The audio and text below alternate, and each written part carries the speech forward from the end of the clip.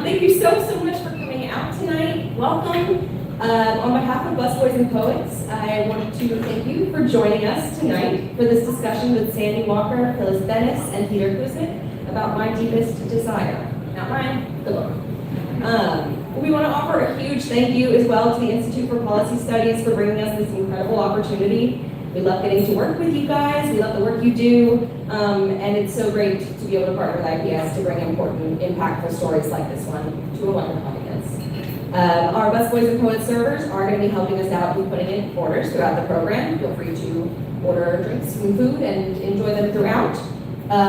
Quick reminder for those who haven't heard that we are experiencing some AC troubles, but this fan is on. The water is flowing cold. Let us know if there's anything else we can do to help with that. I also want to remind you that there's going to be a Q&A after the discussion, so don't go running out. Have your questions ready. And we will have books for sale afterwards as well. And Sandy did say he would be willing to sign some copies, so if you've been growing fast. Now a quick little bit about the book. My Deepest Desire is the final work of Tamiki Hara, published posthumously after his tragic suicide in 1951. This is a powerful book of prose, poetry, and art that's short yet grippingly moving, a meditation on the desire to live a different, fuller life, free from pain, isolation, and the intrusively haunting experience of tragedy. It's a demonstration of how dreams, memories, and traumatic despair intertwine inside a person's psyche. A little bit about our speakers. Phyllis Bennis is an Institute for Policy Studies Fellow and directs the Institute's New Internationalism Project, focusing on the Middle East, particularly Palestinian rights, U.S. militarism, and UN issues. She's also a Fellow of the Transnational Institute of Amsterdam. Peter Kuznick is a Professor of History and the Director of the Nuclear Studies Institute at American University and a respected opponent of nuclear arms. Sandy Walker, who is the artist behind the incredible work you see here, is a painter, printmaker, and visual artist. He is the recipient of the prestigious Isadora Duncan Dance Award for Visual Design, and his work is in the collections of several museums, including the Museum of Modern Art and the Whitney Museum in New York, the Fine Arts Museum of San Francisco, and the Smithsonian American Art Museum in Washington, D.C. Now, without further ado, I will turn the show over to our three excellent speakers. Please give them a round of applause.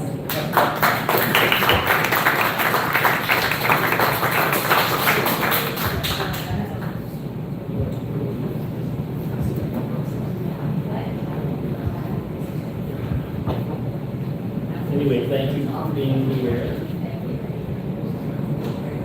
Is that better? Well, we didn't have any formal way to begin, but since I'm holding the microphone, I'll start. And I'm so grateful you're here, and that we're here first to honor this book, which honors Tamiki Hara, and I'm basically in debt to him and his work that inspired me to do the imagery or to accompany his text, and his poetry really is prose poetry. I might be repeating things that you already know, but just to introduce us, he was a survivor of the bombing, and then he continued to be a poet.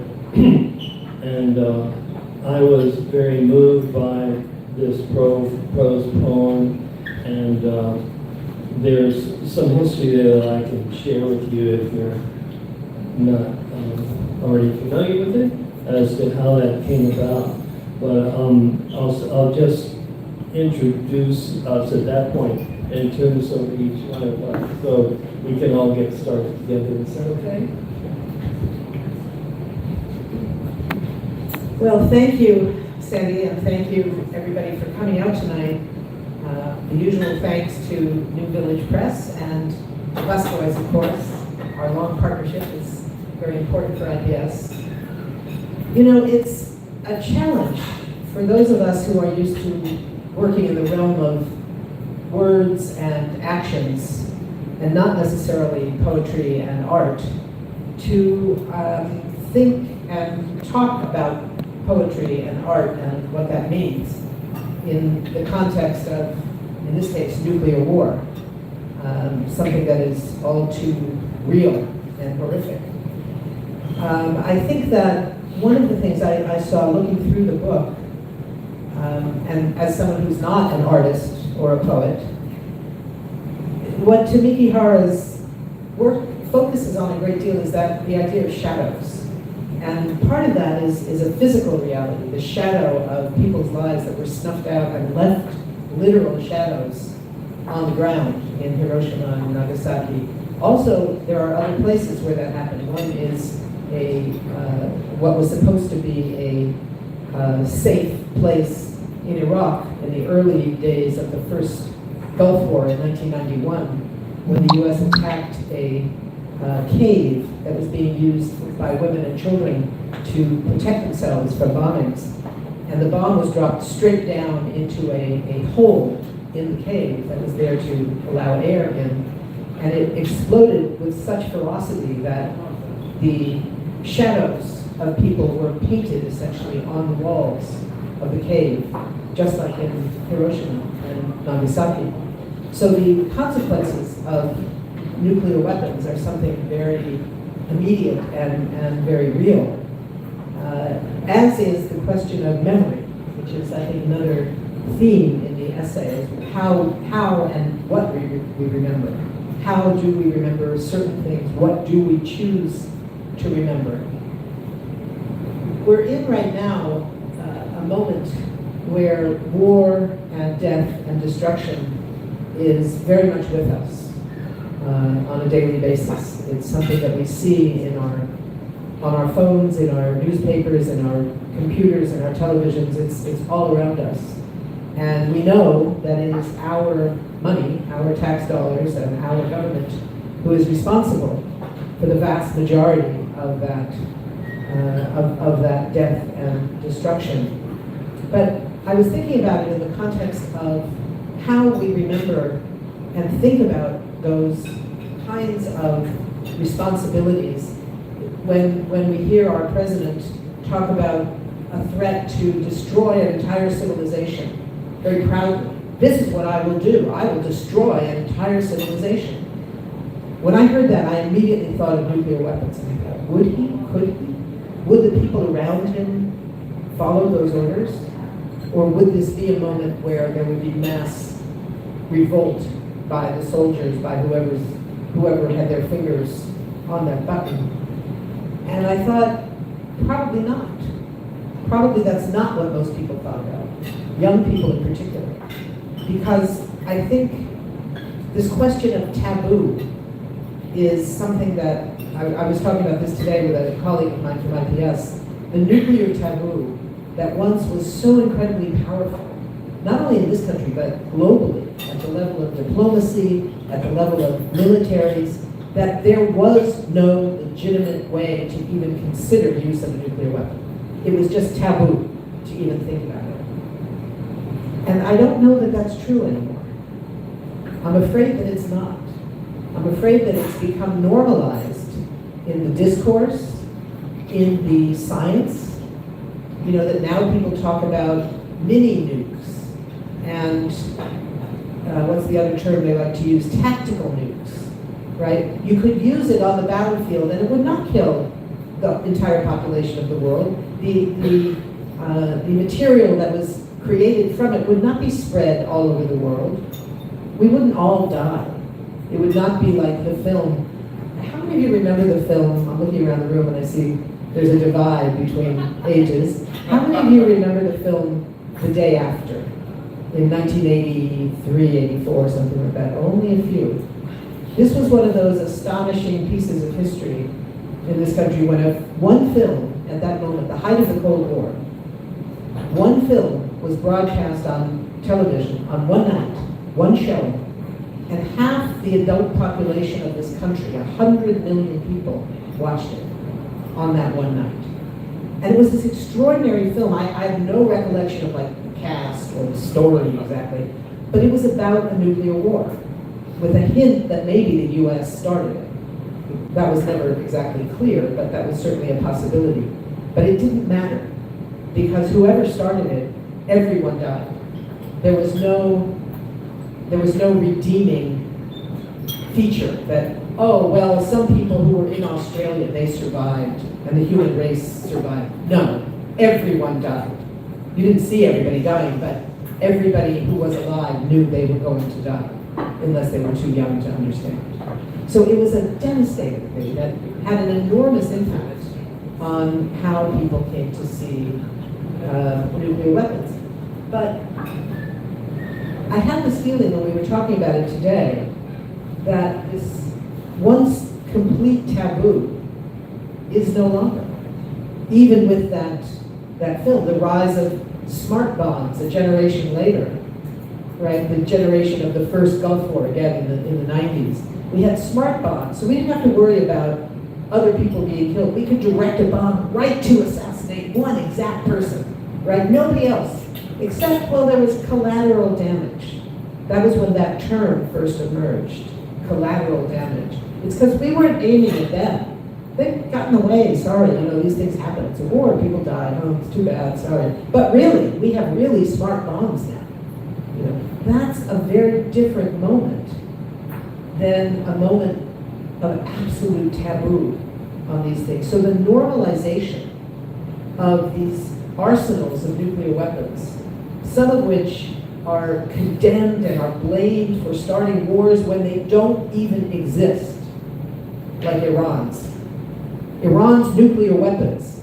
Iran never had a nuclear weapon, never created a nuclear weapon, pledged never to do so, pledged over and over again that they would never do so, that it was in fact a violation of their faith to do so. But that doesn't mean that they don't get blamed for starting nuclear threats, for being a nuclear existential danger. So they get blamed when there is no such thing. And where there is a nuclear arsenal, like in Israel, the only nuclear arsenal in the Middle East, we don't hear about that one at all. It's not acknowledged, it's not recognized, it certainly isn't inspected.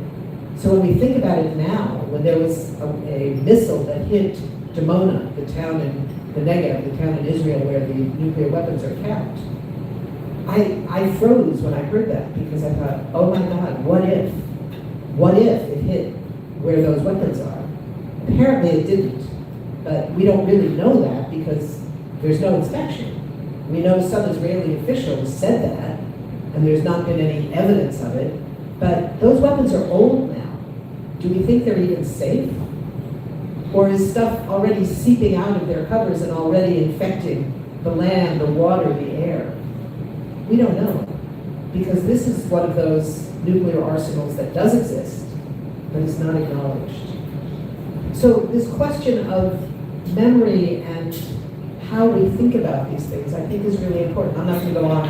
I have a few other things to say, but I'm going to leave it for the moment and turn it over to Peter. But I think as we think about the art and the poetry that is part of this, one aspect of that is inevitably, because of the moment that we're living through, is going to be, what does that mean today in terms of weapons that exist, that could be used, that have been normalized, so that the notion that when Donald Trump says, I could wipe out an entire civilization, he's right, he could. He has the weapons to do it. And that's a frightening, frightening thought, when we don't have an existing taboo any longer that says, no, you can't do that.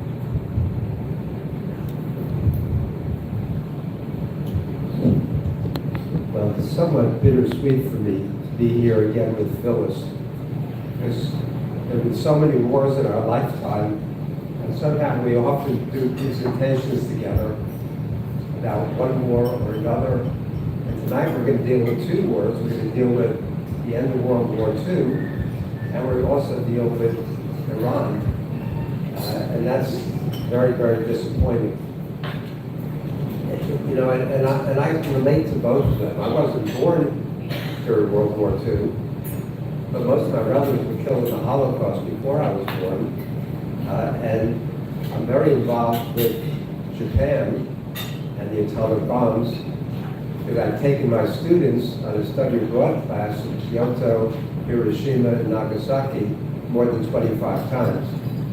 So the atomic bomb survivors have been my close friends over the years, and when my students, we travel with Japanese students, professors, but also one of the most famous of the atomic bomb survivors travels with us the entire time. Some of you have read John Hersey's Hiroshima, and you remember the person who we focus on the most is Reverend Kiyoshi Tanimoto. Well, his daughter, Koko Tanimoto Kondo, was 8 months old at the time of the bombing, and she travels with my students the entire time. It's very special to her because she actually graduated from an American university years later, so this is very important to her. But so I've written extensively about the decision to drop the bomb, the effects of the bombs, the survivors of the atomic bombs, and I'm also very much involved with current issues. And what Phyllis was talking about, I was asked to become a columnist for Al Jazeera. And the first column that Ivana Hughes and I submitted, Ivana, if you don't know her, teaches at Columbia. She's the president of the Nuclear Age Peace Foundation. And the first article we submitted to Al Jazeera was called Breaking the Nuclear Taboo. And what we argued there was that it's possible that Trump will do this, not because of any military necessity, but because Trump has broken every tradition, norm, custom, international law, US law. The only one he hasn't broken is the nuclear taboo. And he's very much capable, and he's got people whispering in his ear, telling him this will make you the greatest American president ever. You're going to go down as the greatest, most courageous president if you show that the nuclear taboo doesn't constrain you. Now, what worries me is that he's unraveling. Phyllis mentioned some of it. A week ago Sunday, he says, open the fucking Strait of Hormuz, you crazy bastards. Then Tuesday, he says he's going to end Iranian civilization within 24 hours. There's only one way you can end Iranian civilization within 24 hours, that's using nuclear weapons. Then after that, he gets even crazier, gets into this war with the Pope. Then he puts out these photos of himself as Jesus Christ. But he's feeling desperate, partly because the Republicans are putting a lot of pressure on him because they know they're going to get slaughtered in the midterm elections because of his crazy policies. And it's destructive. So he runs, he's going to open up the Epstein files. Of course, he closes them because he's in it more than 50,000 times. And he's been implicated by 13 and 14-year-old girls. He says he's going to run on affordability. Well, all the prices are way up. Food prices, gas prices, everything's up. Mortgages. He's going to run on as an anti-war candidate, and even immigration. You know, there's one issue that he seems to be popular on, the way he deployed those mass ice thugs in the streets of America, a premonition of fascism, really turned off so many of his supporters. So but now in Iran, this was idiocy to do what he did. Because we had a nuclear deal back in 2015.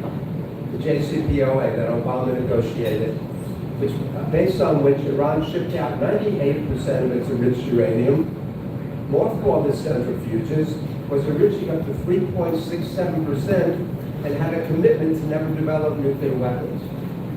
The CIA said Iran gave up its nuclear program in 2003, the year that Ali Khamenei issued a fatwa against developing nuclear weapons. So Trump blows it up. The Strait of Hormuz was open forever until Trump started attacking. And now he's trying to get a deal that's somewhat close to what Obama was able to get that Trump blew up.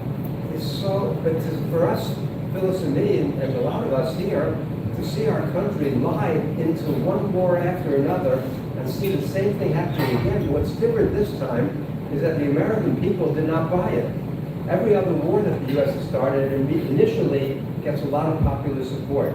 From the beginning this time, 60% of the American people were opposed to it, and now it's more than that. So maybe that's a good sign. Phyllis was talking about the day after. Well, 3 of my students are here who recently watched the day after, and can fill us in on all the details on that. But I want to mention something about a different movie. I want to talk about the movie that won all the Japanese Academy Awards in 1991 called Black Rain. And that's a movie about Hiroshima. And at the end of that movie, so it's about the survivors of the Hiroshima blast, bombing. And at the end of that movie, the survivors are listening to the radio and they hear that the United States is thinking about using atomic bombs again in Korea. And they're very, very depressed. They said, don't we learn anything from the past? And the assumption there is that we don't. However, Tamiki Hara committed suicide in 1951. And he committed suicide after hearing on the radio that the United States was considering using atomic bombs in Korea. So the connection between that and some of the Japanese movies, powerful movies, the other one that I have my students see from that period is Rhapsody in August, the Kurosawa film about Nagasaki. And we don't learn, we don't remember. The younger generation grew up after the end of the Cold War, and they thought that the nuclear threat was over. Clearly now they're learning the nuclear threat isn't over, that we're closer to using nuclear weapons now than we've ever been. Phyllis also mentioned Dimona. I also had nightmares with the thought of the Iranians hitting Dimona, because I know that they are capable of taking out Dimona, because Israel at best is able to intercept 90% of the incoming missiles and drones. But we know that Israel is almost entirely out of the Arrow 2 and 3 interceptors. These interceptors cost more than $3 million each. The Iranian drones that they're shooting down cost $25,000 to $35,000. And there's a finite number of these interceptors. It makes no sense what's going on at this point. And if the Iranians hit with a swarm of missiles and drones, they're going to get a lot of them through. And if they hit Dimona and they pierce the containment facility, then large parts of Israel and other countries become uninhabitable permanently in many cases. But the other way it works too, and that's that Israel and the United States have hit the Bushehr nuclear power facility in Iran 4 times. They haven't pierced the dome yet. If they did that, not only would large parts of Iran become uninhabitable, and large parts of the surrounding Gulf countries would become uninhabitable. That's how mad this war is. That's how mad our leaders are. And so you watch Trump, there is nobody standing between Trump, this madman, and the use of nuclear weapons. At least in 73, 74, Schlesinger told the Joint Chiefs, if you get orders from Nixon, don't follow them, talk to me first. Now the Secretary of Defense is Hegseth. That's that's as crazy as you can get. He wants to do crusade. Or you can turn to Miller. Might makes right. Or Rubio, Marco Rubio. So we've never had this degree of corrupt, incompetent, idiotic advisors around a president who himself is untethered and unleashed. So this has to end, because the other consequences are potentially just too dangerous right now. So this is a good moment to look back at 1945, the atomic bombings, which were totally unnecessary. The United States had 8 5-star admirals and generals in 1945. 7 of the 8 are on the record saying the atomic bombings in 1945 were either militarily unnecessary, morally reprehensible, or both. The chairman of the Joint Chiefs, Admiral Leahy, who's Truman's personal chief of staff, said that this action puts us on the moral level of barbarians of the Dark Ages. He said it had no effect on ending the war. And that's another thing that we could discuss. Because what forced the Japanese surrender was not the atomic bombs. When Obama went to Hiroshima in 2016 and said World War II reached its brutal end in Hiroshima and Nagasaki, he was lying. If you go to the official U.S. Navy Museum here in Washington, D.C. and look at their exhibit, they say the atomic bombs had no impact on the Japanese leaders. It was the Russian invasion And the U.S. intelligence had been saying for months that the Soviet invasion that starts on the night of August 8th will convince all Japanese that further resistance is futile. And that's what the Japanese said ended it, and that's what we know as historians ended the war. So it was unnecessary, immoral, illegal, and but we don't learn, and that's part of the problem. We have to learn the lessons of history, and we have to have the morality to confront this today. And right now we've got a totally immoral and illegal administration. Anyway, I could go on, but on that note, I'm hand back to Sandy. Well, this is a great beginning, and I really appreciate what both my friends here have said. And I'm here actually to bring in another level of this conversation, not to in any way undermine what has been said so far. And I think it's great background to what I personally have to offer, having created this book with the help of many people, including Glenn. And I just want to start with the fact that I was raised, basically came of age during the Vietnam era. And during that time, I was fortunate to not get drafted. It wasn't because of my ankle or anything like that. I was always a year ahead of the draft in the sense that when the rules changed, I outgrew them each time. So I was fortunate not to be drafted, but my generation was. What I mean is that, I had a student deferment and then I was overaged. So this is my background. So then after that, the Vietnam War became so searingly important to me, and I became an activist and so forth. And one of the things that I struggled with was that my own contemporaries, those who were not as fortunate as me, and the people who were drafted instead of me, had to face a choice that I certainly contemplated many times. What would I do if I was drafted? And so I, was very much in touch on a very personal level as to individual action and individual resistance. And I can't say for sure what I would do because I did escape being drafted and I didn't go to Vietnam, but then I, for many, many years, felt deeply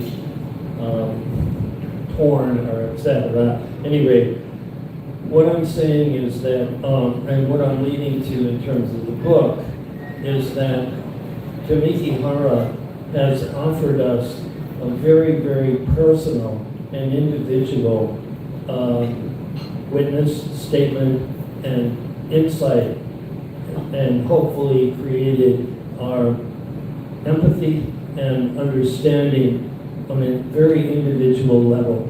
And it's very personal and it's very individual, and that's what I'm trying to get at, because this poetic essay, in fact, is not an overt political statement as much as an effort to understand the context in his personal life.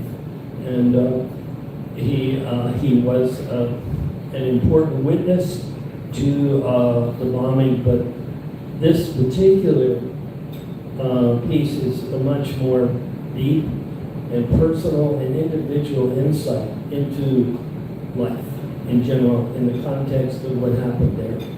So that's a starting point, and it was, of course, I would say, of course, one of the things that moved me the most and wanted to create this work, which actually I did over more than 25 years. And so to back up a little bit, I think just in the preface of the book, I explained that in the 1980s, a very close friend of mine Alan Gussow created what was called the Shadow Project.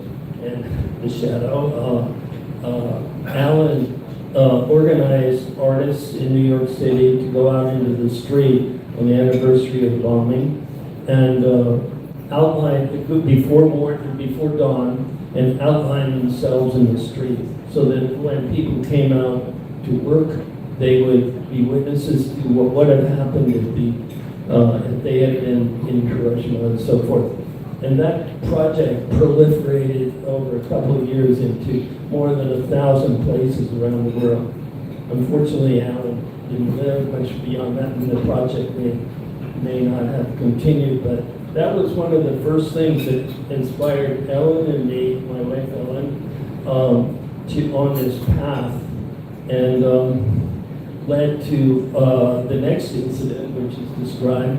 Ellen and I were in Wyoming in the late 80s, and I was painting around Casper, Wyoming, and we read in the newspaper that the pilot of the bomb, Tibbetts, was giving a talk in Casper, and we were absolutely appalled. We're like, what? I mean, okay, he was but this is too complex and too I want to say, too simplistic. That how was that possible? And we were, I guess, kind of like, in this case, like Tamiki Hara. We weren't ready to absorb that as a simple fact. And that inspired Ellen and me to go on and create a performance in Bay Area at a major theater. Ellen is a dancer, choreographer, and she had a dance company, and we would collaborate. And so we had a performance at the Call Theater on the 50th anniversary or thereabouts. And it was inspired by and based on recordings of Tibbetts' voice as he was, I guess, wasn't Ellen was at his talks, or was in the airplane, I can't remember, in the airplane itself, and we had musicians working, and so that was part of the soundtrack, and then the performance was a response and around all that. And we certainly had a position and a point of view. That was enough in itself, but then it was interesting because we had panels after each performance, and we had responses, and the responses were multiple. You know, we were not, there were plenty of men who had been in the war who objected to our point of view, and there were other professors who were very much focused on the decision makers. But I think my own particular point in leading up to this book is that we have also individual choices. Just like I was saying, back in the Vietnam days, each one of us had to make a personal choice. Are we going to put our finger on the bomb? Are we going to go to war and kill people? Or what exactly, on a very personal level, are we going to do? And I think that I'm hoping that this book in some way will be, again, a manifestation or statement or about an individual's experience. Just know, this isn't collateral damage. This is an individual who went through a very horrific experience and tried to absorb it into his own life.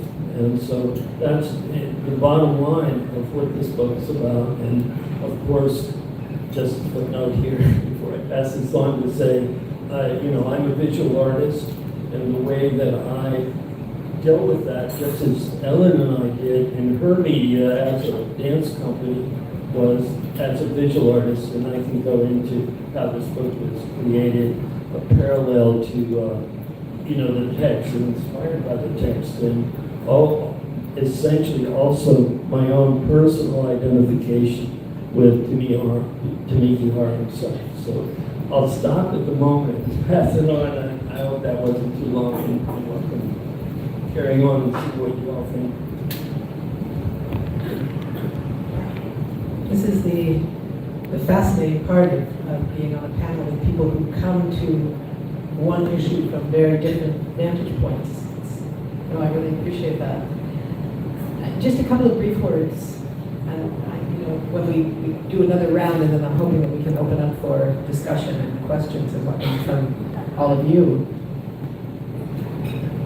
One of the things that we face right now is how to build a movement that is simultaneously powerful enough and broad enough to challenge the rising fascism and authoritarianism in this country and globally, and that recognizes the centrality of war and militarism within that rise of fascism and authoritarianism, so that our movement needs to be keeping the moral center that emerged 2.5 years ago when the genocide in Gaza began, and the call for ceasefire, for Palestinian rights, for Palestinian lives, emerged as the moral center in a very particular way, similar to what had happened 2 years earlier, 3 years earlier, when the killing of George Floyd brought to a head this movement for Black Lives Matter that had taken off in 2014 when Mike Brown was killed on the streets of Ferguson.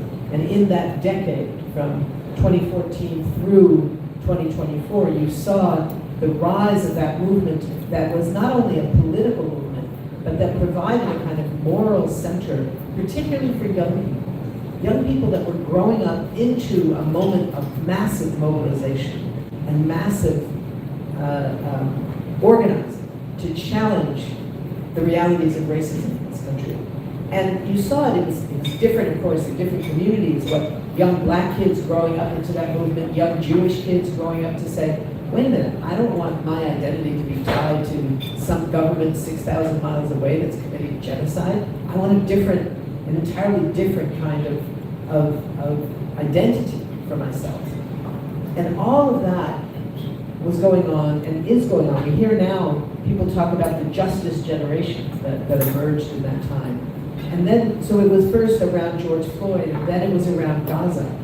And one of the things that we're seeing now is this focus, the slogan about no kings and all of that, which is really aimed at focusing on the rise of the threat of fascism, authoritarianism, that takes hold here and enables it to rise all around the rest of the world. From wannabe dictators, would-be dictators, real dictators, who take their guidance, consciously or not, from whoever is in the White House and what they can get away with. What lesson do we learn when Israel does not pay a price for having this illegal, unacknowledged arsenal of weapons, of nuclear weapons, and of carrying out a genocide against Palestinians? What lesson gets learned around the world when Donald Trump can violate himself personally the Convention Against Genocide by using the threat of genocide, which is directly prohibited in the Genocide Convention, to threaten Iran with the devastation of an entire civilization, one which we should note is about 2,500 years older than our own. When we talk about civilizations, we're talking a whole different level here. So this question of how do we build a movement against the existing wars, the existence of nuclear weapons, and at the same time stop any possibility that there could be a nuclear attack, a nuclear exchange, and at the same time a movement that can actually challenge the rise of fascism. It's a huge challenge. And when we look at this question of the taboo that Peter spoke of, I spoke of, that I think Sandy in a sense wrote about in the same way, how do we go back to a moment when those words were spoken, everybody thinks about nuclear weapons and remembers why it is taboo to even imagine using such a weapon. I don't know how we do that, but I think that's what the challenge is that we face right now. When we walk outside and see ice turn loose with no accountability for it, the destruction of our communities, the destruction of families, the terrifying of children. All of that, what happens at home and then goes abroad. You know, this is the example when Aimé Césaire talked about of the reality that colonialism abroad is what happens to fascism at home. Those are the links between these things. We are at the center of all of them. We have a lot of work to do. Sure, we have a lot of work to do. I had one experience that I found gratifying this week. I got asked questions. I do a lot of interviews, sometimes as many as 10 a day around the Iran war. I got asked by a Russian outlet to answer a few questions about the 25th Amendment. And I submitted to them, but then I shared it with my friend James Carter, who's the head of what we call the American Committee for U.S.-Russian Report, and he also edits something called the Renaissance Review. And James decided to publish it, and took out the questions, and he published it as a statement by me. Then I sent it to my congressman and good friend, Jamie Raskin, who taught with me for a long time at American University. And Jamie wrote back, "Great stuff, Peter, thanks." And then 2 days later, Jamie submitted a bill to Congress about invoking the 25th Amendment, calling for a commission to investigate Trump's mental stability, a panel of experts to start the process of the 25th Amendment. I know it's a long shot, but I think we have to hit on every front possible at the same time, just as the Trump regime strategy for flooding the zone tries to hit on, the Project 2025 fascist game plan talks about hitting everywhere at once, and they've been doing that and keeping some of us off balance. I think we need to do the same thing with the anti-fascist, with the pro-peace and the progressive agenda as well. But I wanted to tell one other story. Instead, he brought up Paul Tibbets. I got a Paul Tibbets story. When Paul Tibbets died a few years ago, the editors of Japan Focus publication asked if I would write something in response to something very auditory that was written about Paul Tibbets. They asked if I could write 5 pages, something quick that they could do to refute this. I ended up writing 75 or 80 pages, not only looking at Tibbets, but looking at all the other crew members. Because Tibbets never apologized, never regretted anything, said he was always proud of being the pilot of the plane that dropped the atomic bomb. Just like Truman said, I never lost a minute's sleep over that decision. And when Truman found out that Hiroshima was wiped off the map, his immediate reaction, this is the greatest thing in history. He never wavered from that. But Tibbets, this is 1945. 31 years later, in 1976, Tibbets appeared at a huge, they call it Confederate Cavalry, or Confederate Air Force event in Arlington, Texas. And Tibbets flew over this big stadium with tens of thousands of people there. And when he flew over it, the Army Corps of Engineers on the ground set off a mushroom cloud. And it created an international incident. And the president forced Tibbets was going to come back the next year to do it again. But then it was creating so much of an international incident, especially in Japan, that they blocked it from happening again. The man never learned, he never wavered, he never apologized, never had any second thoughts about it.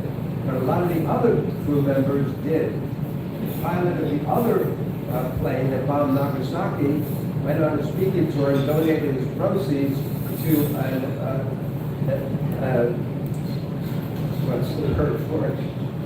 An orphanage in Hiroshima. But others had nervous breakdowns.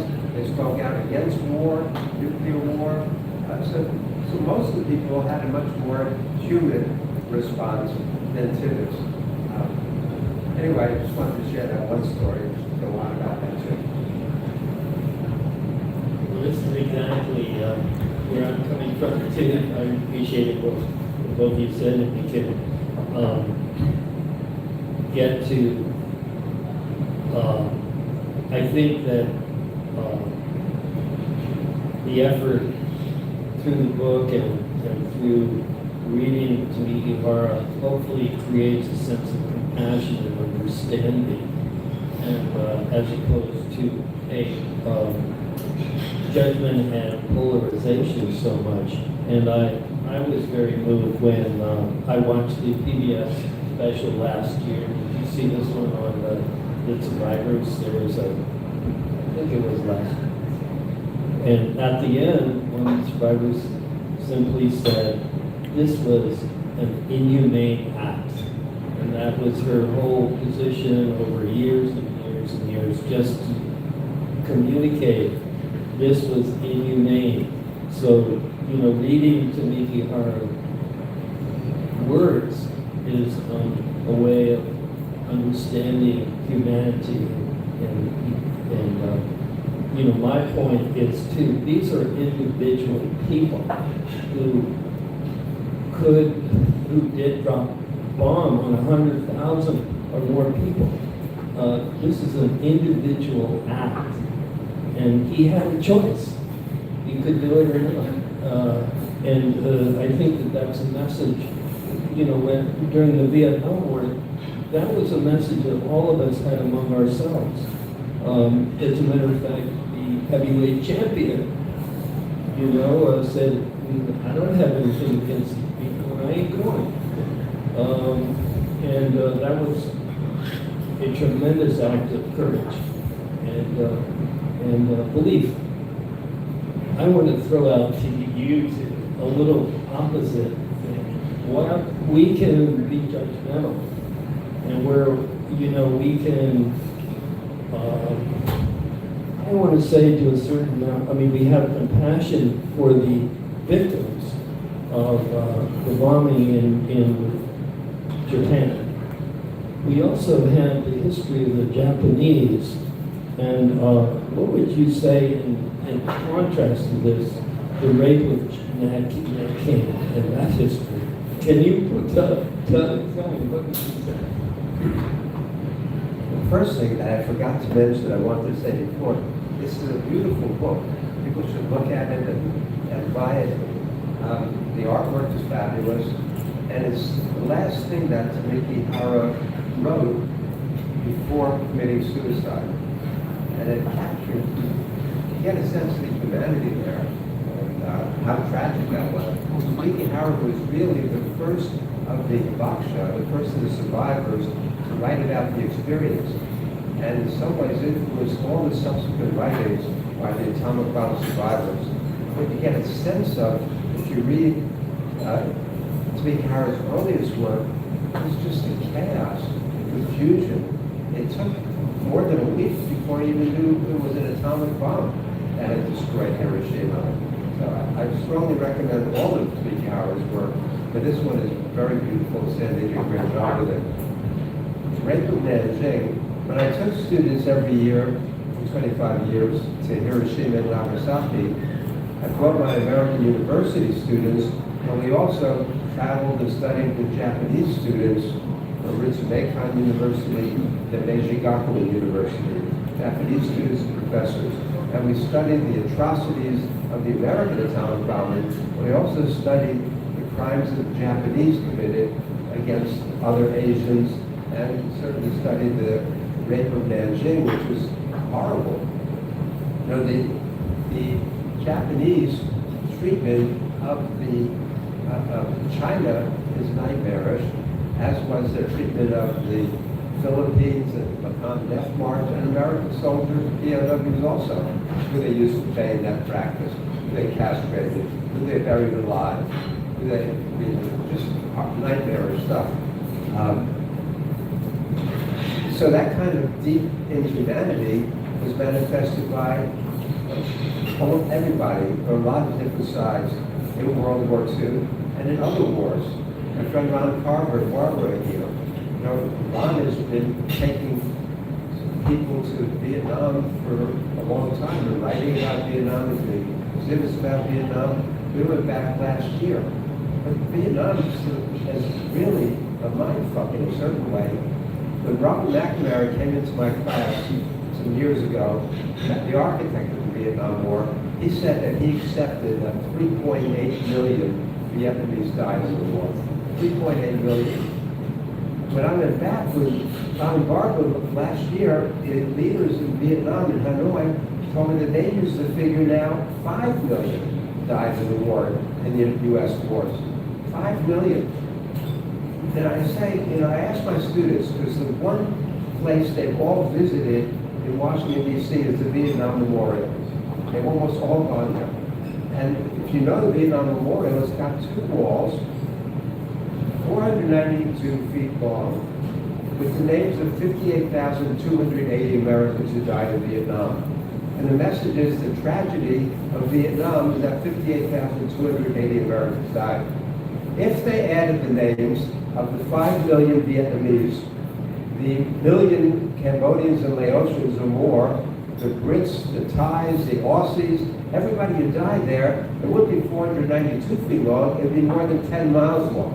And that would be a fitting memorial to that war. But we don't learn about this war. We don't learn about Vietnam. We don't learn about World War II, really, because the figure that most historians use for the numbers of Chinese who died in World War II is usually around 12 to 13 million. The figure that the Chinese Communist Party uses in China is 35 million. So, you know, we try to make sense out of the 27 million Soviets who died in World War II, which is the equivalent of one 9/11 every day for 24 years, in terms of the numbers who died. One 9/11 every day for 24 years. But what would happen in China is possibly even more horrific than that. So our ability, our inhumanity, sometimes is beyond reckoning, the things that we can do. Which is why we have to stop the people like Trump and Except and Miller and Rubio and Kash Patel and Kristi Noem, these people who don't have that basic decency, that basic humanity that we need if we're going to survive this period. Your age, there's no guarantee of survival. I'll speak just very quickly on this and then open up, I think. And that is the question of accountability, which I think is a critical thing here. And I want to bring it up to today.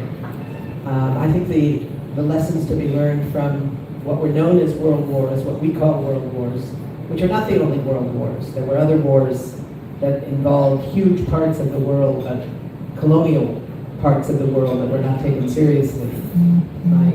One of my great mentors, Iqbal Ahmad, a great Pakistani revolutionary and intellectual, once said that he was talking about the history of colonialism, and he described how the colonial powers destroyed huge numbers of people and lands all around the world.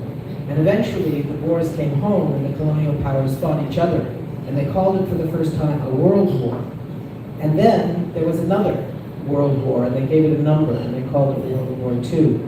And then he said what they left out was the recognition that our history, as we understand it, our history is studded with unrecorded holocausts, which I always remember those words because it goes to the question of what we don't take seriously. And it's for that reason that I think the question of accountability in international law, at this moment when international law is being destroyed, is being ignored, is being simply abandoned in a very public way, in a very official way, not just sort of getting around it like George Bush did, where they knew that they needed a UN resolution to make the the coming war in Iraq legal. But they couldn't get it for 8 months. The Security Council stood defiant and refused. And eventually they went to war without it. But it made clear to the whole world that this was illegal. And they admitted it, that they were trying and trying and trying to get a second resolution. And then finally said, we won't do it. We'll just go ahead with war anyway. Now, we hear from Trump deliberately saying, international law doesn't matter. The only constriction of my power is my own moral compass. The moral compass of a flea. I mean, I'm sorry to insult the fleas, but there's another aspect of this which I just want to mention, which is the question of what happened when South Africa tried to bring Israel to account of the International Court of Justice, which was not only an effort to actually hold Israel accountable for a genocide whose origins go back way before October 7th of 2023, but go to the question of the origins, the post-World War II origins of the International Court of Justice and international law itself. What happened in Nuremberg, where international law took on this whole new understanding because of the Holocaust that was so public after, not during, but after it happened.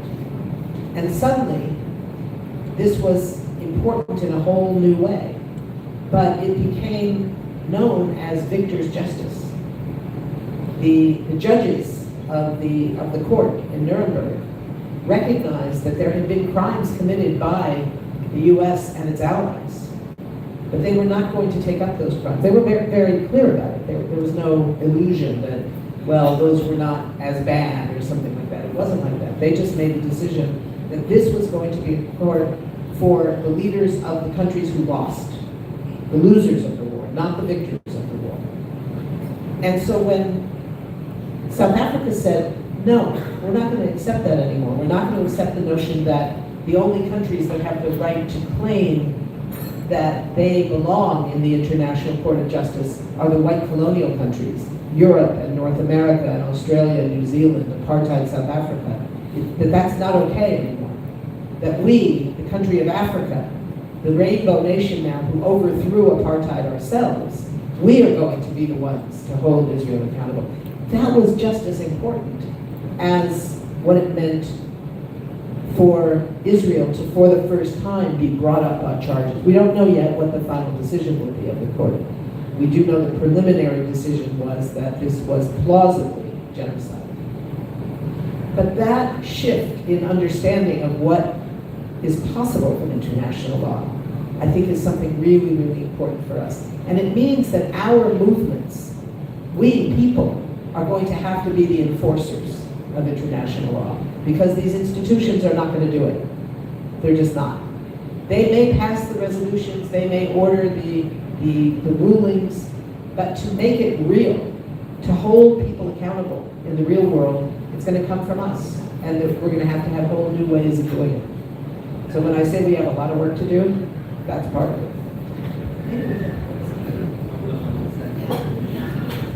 Yeah, I really appreciate that, both of your feedbacks here. And it's just, we're talking about this higher realm of policy, and then we're talking about individual. Like, what does an individual do? And the implication is great from what you said. Who are we when you're talking about it's us, it's each one of us, and it's us together. But that's all it is. It's us individually. It's when we come together, all those individuals coming together. It's not what we do as individuals, it's what individuals do collectively. Yes. And I just wanted to mention while reflecting on the history, the United States was not held accountable for firebombing Tokyo, right? For example. But we want to open it up and have you all participate in any way you can. Can we give them another quick round of applause?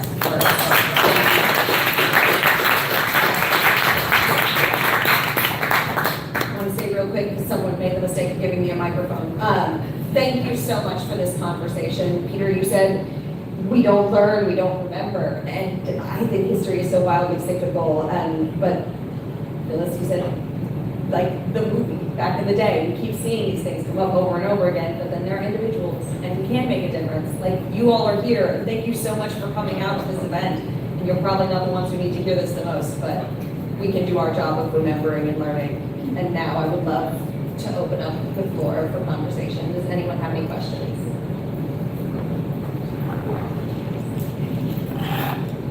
This isn't exactly a question, although I might have one, but I just thought you should say that the proceeds from the sale of this book are being donated by the translator, the publisher, and the artist to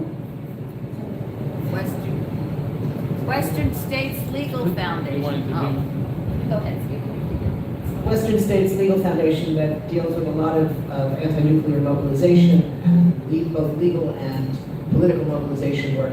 It's been going on for 20, 25 years, I think, out in California. They do really good work, so the money is going to support their work. Yeah, you use the term hibakusha.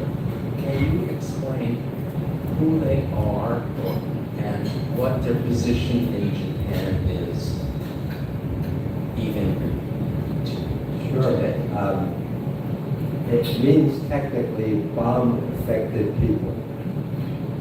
They don't usually refer to themselves as survivors because that, they think, creates an invidious distinction between themselves and those who didn't survive. So they use the term bomb-affected people or hibakusha. So it's technically all the survivors. But also it applies to the victims of radiation in the United States as well. One of the issues that the Oppenheimer movie didn't deal with was how many people, many of them Native Americans, were affected by the fallout from the July 16, 1945 test in Alamogordo. So there were also victims of the atmospheric testing all over the world. And so they also technically are hibakusha. But now my relationship with them, when I would take students to Japan, we spent a lot of time with the atomic bomb survivors. They were close friends of ours. And many of them went through similar experiences to Tamiki Hara. I'm thinking particularly of Shimohara-san, one of the most powerful of the hibakusha, who would address my students and tell the story of how she and her sister survived. And they went and they found their mother's corpse there. And she went over to touch it, and it crumbled into ashes. She repeatedly went to the railroad tracks, like Tamiki Hara, to throw herself in front of the train to commit suicide. She ended up deciding that it took more courage to live than to die. And she went on and became one of the most prominent of the atomic bomb survivors, one of the most eloquent and articulate. I've been, for several years, nominating Miho Nidankyo for the Nobel Peace Prize. Miho Nidankyo is the organization of atomic bomb survivors in Hiroshima, Nagasaki, and the rest of Japan. And in 2024, they won the Nobel Peace Prize. So they invited me and my wife to go with them to Oslo for the Nobel Prize ceremony. And this pin that I'm wearing, this crane, is the Japanese peace symbol, and that was given to me by the head of the delegation from the Nidankyo. So the atomic bomb survivors have been very active ever since, and their slogan is never again. You know, they want to be the last atomic bomb survivors. And I was very glad that they won the Nobel Peace Prize while many of them were still alive. They were up there in age. Tanaka-san, who received the award, is in his mid-90s. My friend Francesco Thurlow has received it back, I think it was 2016. So they've been the part of the conscience. What I said in nominating them was they're the conscience of the world. That they did not take what happened to them and become bitter and resentful and revengeful. They used it as a very positive way to reach people, to educate people, to move people about the horrors of nuclear war and why human beings and nuclear weapons can't coexist. And we know now that there are two groups of nuclear strategists today, according to the Bulletin of the Atomic Scientists. One group believed in deterrence theory, and having a strong second strike capability. So they believe in the traditional view that both sides can wipe each other out, so nobody will use it, they hope. The other group of nuclear strategists, according to bullet atomic scientists, believes that a nuclear war can be fought and won. Now this group goes way back also, but they're more and more influential, especially in the Donald Trump circles. So we saw recently, for example, General Thomas Buchanan saying that the United States can fight and win a three-front nuclear war simultaneously against Russia, China, and North Korea, and still keep enough atomic bomb nuclear weapons to maintain U.S. hegemony afterwards. That's the kind of thinking that we have out there. And that's the kind of thinking of some of the people around Trump. Which is what makes them even more dangerous right now. Because it's insanity to gamble life on our planet on the crazy idea that we can win a nuclear war against Russia and China, when most of us know there are no winners in nuclear war. The chance of wiping out life on the planet is quite great. I want to just add for a second. My question is, who the heck are these people? Hi, my name's Ron Carver, and Sandy, I wonder if you could tell us a little bit more about your creative process with this particular subject in this book, and even explain to us how large were the original paintings, but more than that, just how it evolved into a book. Thank Sure. you. I'd be happy to do that. Nice, I want to, so we'll bring it down to the art and artistic. Is this still working? No, I just wasn't sure, but thank you. And I didn't want to leave this experience without celebrating the arts, and that the art has provoked this whole event.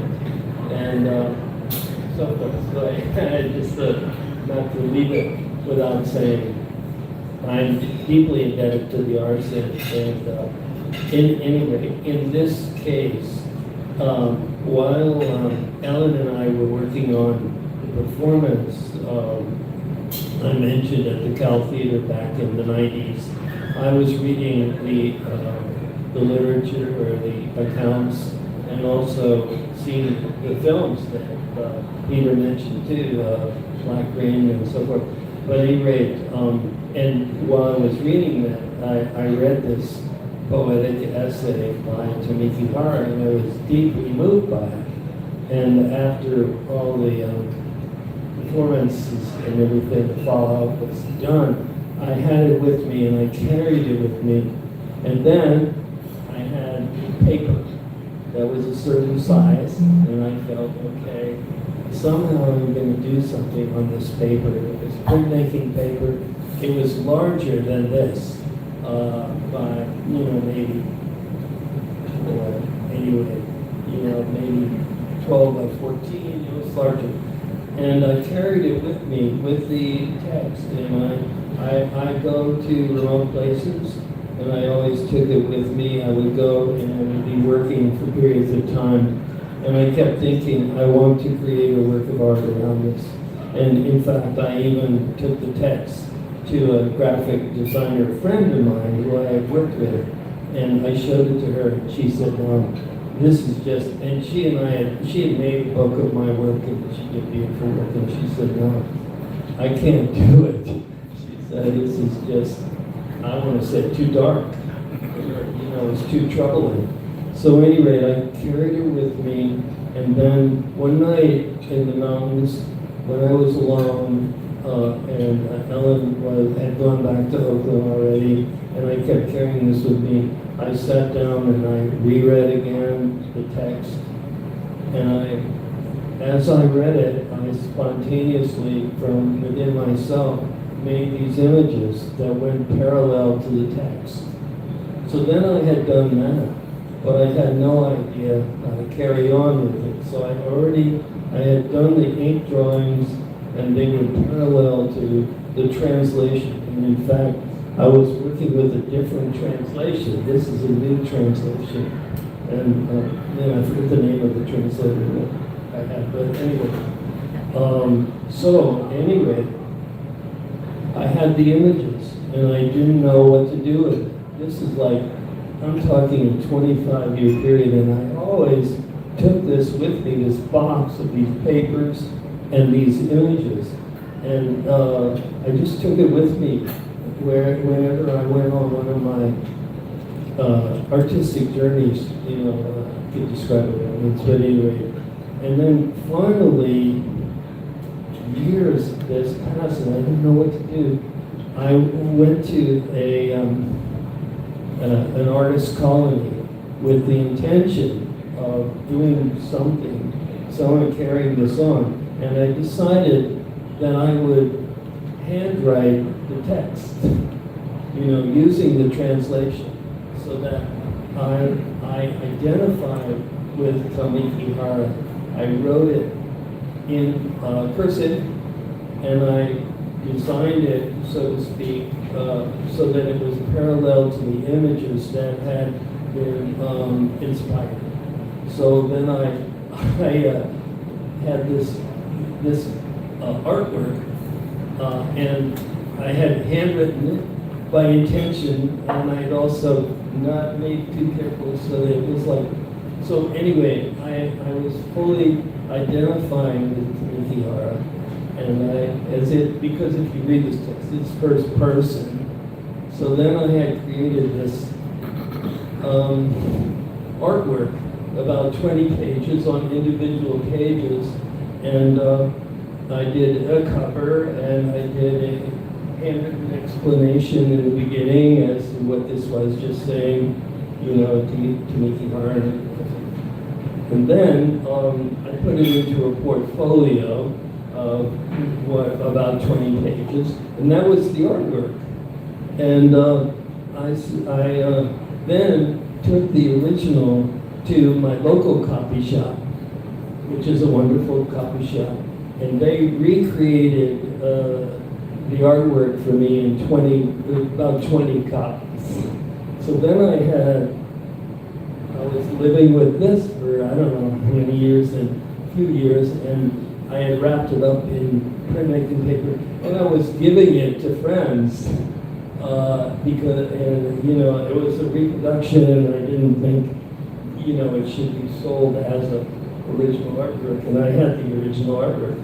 So, and I hope you're hearing this whole explanation, but anyway, then one of my friends came to visit, actually with her husband, Cal, and at Christmas, and they were at my studio, and I said I did this project, and I showed it to her. And she said, I said, well, here, I'll give it to you, here's a copy.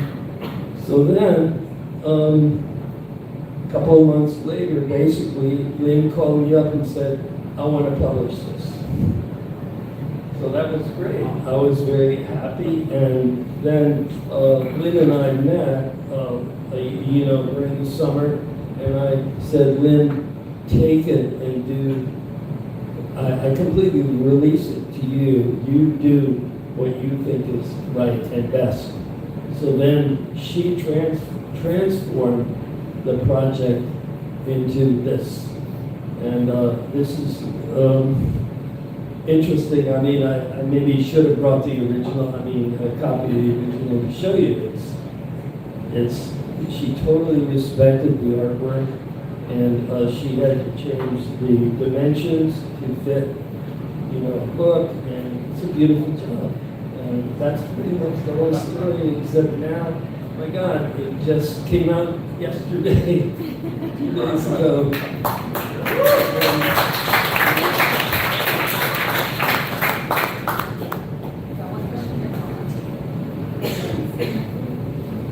Congratulations to everybody on the panel, and congratulations to you, Sandy. So good to see you again. My question, following up on the inspiration for why the book was created, what I'd like to know is how has this work impacted your overall body of work since you've been carrying it with you for so long? And I feel like I recognize the gestures from the work that I know of you. Could you speak a little bit about how the text, the work, sort of living with this knowledge, and this embodied knowledge of rewriting everything? How has that impacted, if it's impacted your work since? Well, I only could instantly, this is Wanda, my artist friend that I had a wonderful experience with a few years ago. I'm so glad to see her now. I just have to say it's part of my whole process that I rely on inner, I want to say inspiration just for any other word, and it's a part of the process that I rely on. Somebody asked me, where does my work come from? Well, it just comes from within, and this is a part of it. And the imagery is clearly has grown out of years of drawing. That's part of it, but also it just is, and it just comes. I like to say this all happened in a dark night. I think I referred to that here. It's the dark night, and of course, those of you that know what the dark night of the soul is, that's where it came from. And that's hopefully where all my work comes from, but it's not so specifically. I have done other political art works, and you know that because I shared some of it when we were together, but that's just part of it. I don't know if that answers enough. Yeah. And I think we've got time for 2 more questions. I've got one here and one there. It's kind of short, but so what kind of ink did you use, and did you carry a brush with you when you were thinking about it? And also, do you have a background in Japanese calligraphy? Because I sense That's a nice question because people do ask me that. I work a lot in black ink, and I work in sumi ink, which I buy in a liquid version, and I have for a long time. However, the interesting thing is I've never been to Japan, and I never studied with the Japanese calligrapher, although I admire them and have some friends, but that's basically it. I use a brush, and I buy liquid ink, and I work with white paper.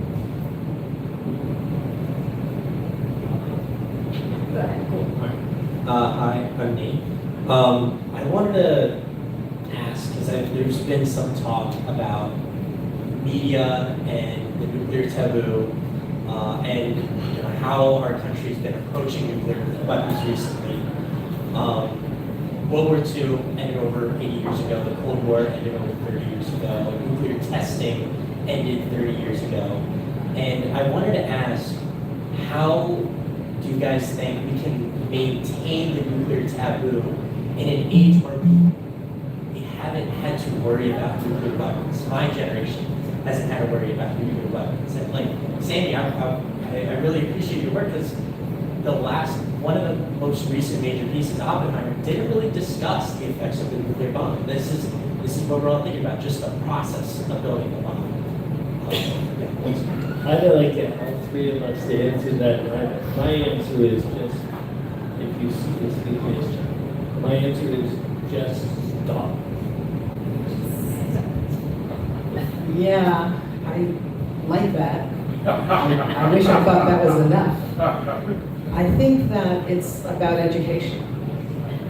I think that we have at least 2, maybe 3 generations that did not grow up with duck and cover, where we were taught to jump under our tables in kindergarten, because that was going to save us from the bombs. Like, really? That's what you people think, huh? This piece of wood is going to save you. Okay. Partly it was foolish, but it did one thing very well, which was that it terrified people. We grew up terrified of the bomb in a way that I didn't see again until after 9/11, when the threat of, quote, terrorism was weaponized in a racist way, in a way that was, undermining internationalism, but it was a whole new level of what we should be afraid of, right? We should be afraid of Muslims, we should be afraid of Arabs.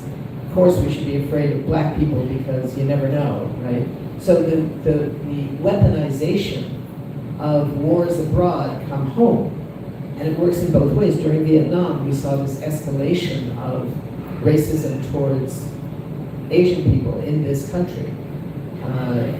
Of course, after 9/11, we saw the weaponization of racist attacks against all people of color, but most especially of Muslims and Arabs.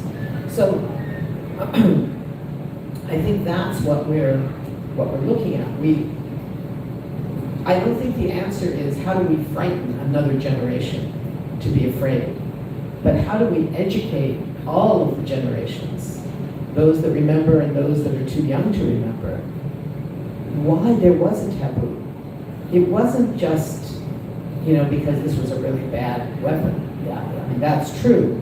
But it was the notion that this is the first time that people had the capacity to destroy human life, as well as animal life and much plant life on this planet.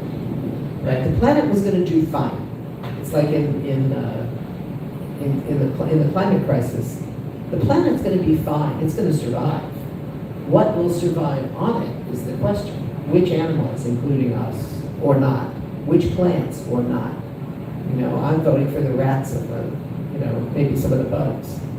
I saw a big rat last night that gave me a lot of confidence that they're going to do fine.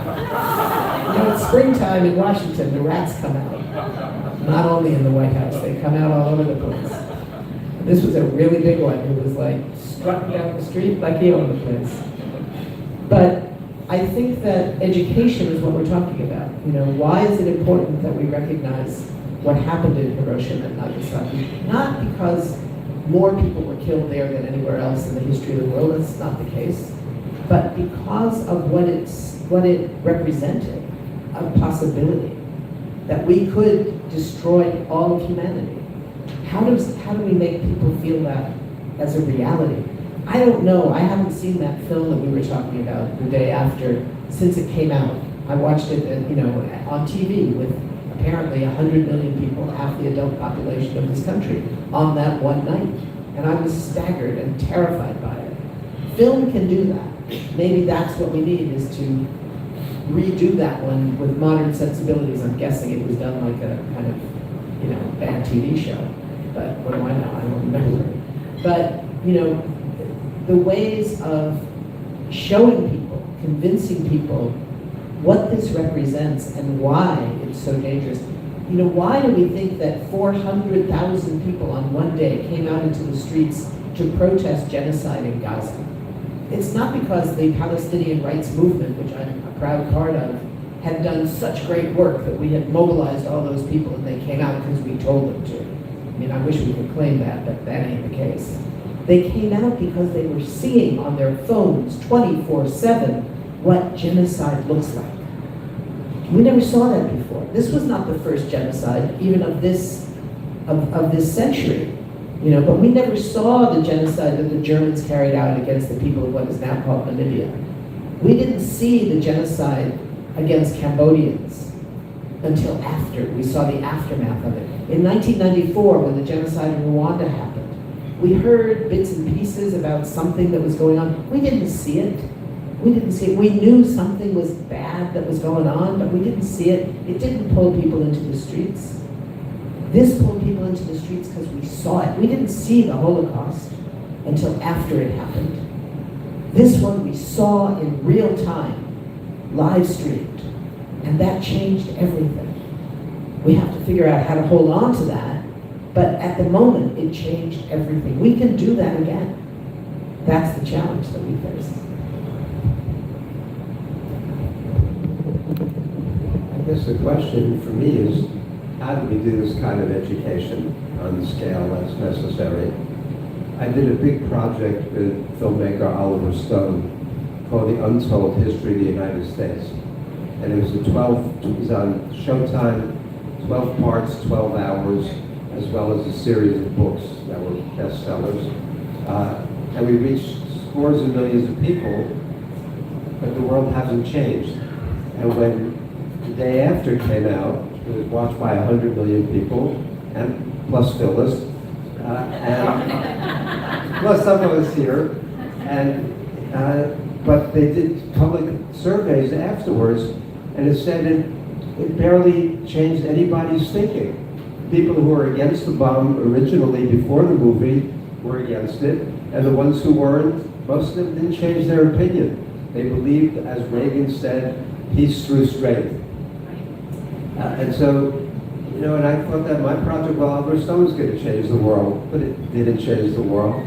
That doesn't mean we don't keep trying. One of my favorite of the nuclear movies, and my students have seen, is On the Beach from 1959. Some of you might remember it. And there's a nuclear war, and then the fallout hits everybody, and the last pocket of surviving humanity is in Melbourne, Australia.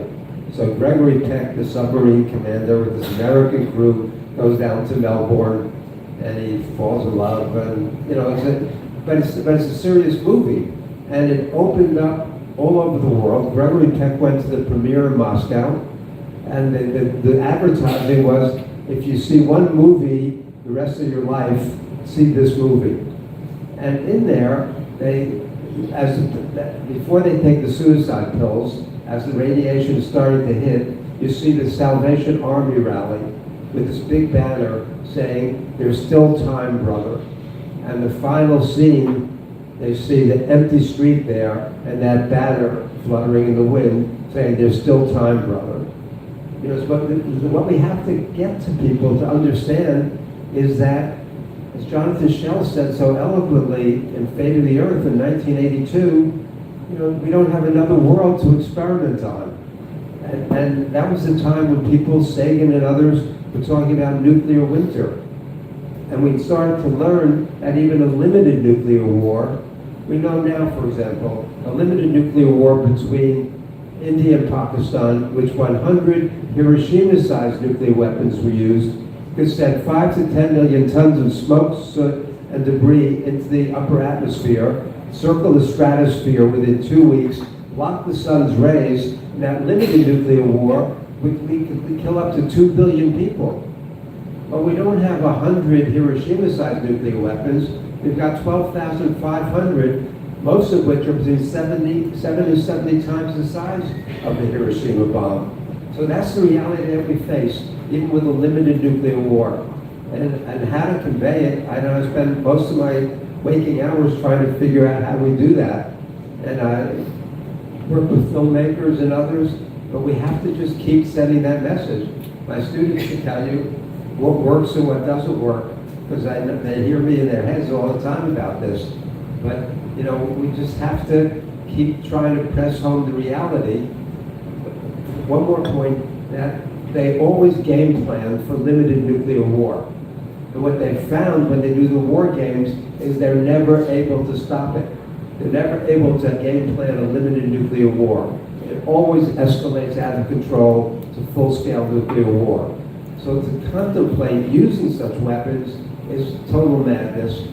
But yet, as a species, we have a life instinct, and as Freud said, a civilization of discontents, we have a death instinct. And the question is, which is going to prevail? And, you know, we have to opt for life and do everything we can to make sure it happens. Thank you. Another round of applause. Thank you so much. So this is the end of our formal programming for this evening. Thank you all so much again for coming out. We have this room until 8 p.m., maybe 8:05. So go ahead and finish up your food and drinks. We'll give these folks an opportunity